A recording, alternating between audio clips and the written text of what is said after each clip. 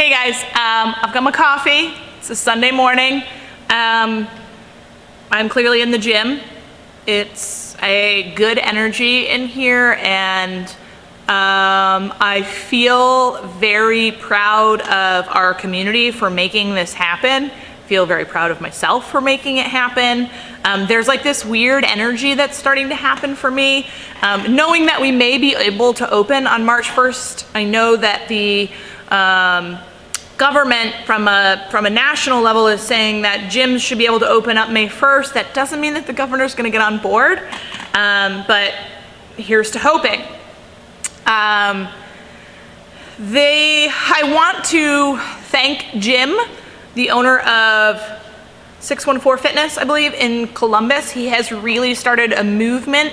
He took the initiative to get some micro area gyms together to talk about how they could open up safely. I don't want to say he's got 6 or 8 people, I don't really know, in his group. He named it the Solopreneurs of Central Ohio. And they created a white paper that talked about how they've been hit by COVID-19, right? Some of the negative ripple effects, as well as how they could open up safely, right? So how do we distinguish ourselves as health and fitness professionals apart from the Globo gyms that are much more large population, kind of 24/7 access, less control. That trickle led to a bunch of us in Cleveland getting into a group and creating similar white papers and sending them off to our representatives. So the state of Ohio created the Ohio Emergency Economic Task Force, or some name. I'm sure that that's wrong and I just butchered it. To start really investigating how they can open up these next 2 weeks, right? Spend this next 2 weeks figuring out how they can safely open the state of Ohio for business again.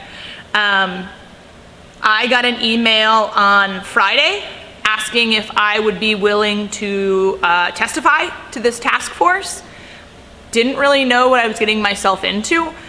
When I said yes, I assumed that it was going to be myself and the other area gyms that have been sending letters to our representative. Come to find out Friday night when I got an email in return that it actually is me and 5 or 6 other business owners of small businesses across the state of Ohio from different industries. So I don't know if I'm the first wave of interviews. I imagine that's probably what's happening.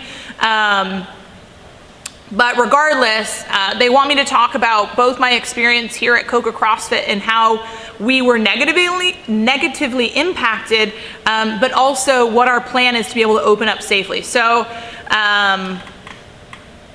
yeah, I don't know. I'm really excited to be given the opportunity. I'm glad someone is listening. If it helps us move the openings percentage up, that May 1st will be able to open, I'm all in. So today's big priority is just making sure that I quickly have all of my priority bullet points in place.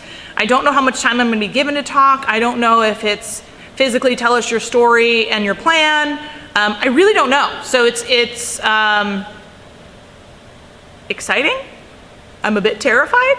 I think that I'm going to add lobbyist to my resume after this, because why not? It's a new skill set that I don't have, is talking with the government. But yeah, so that's the update today. That's my vlog today. Lots of interesting things happening. Yeah, so I'll check back in tomorrow afterwards and tell you how it went.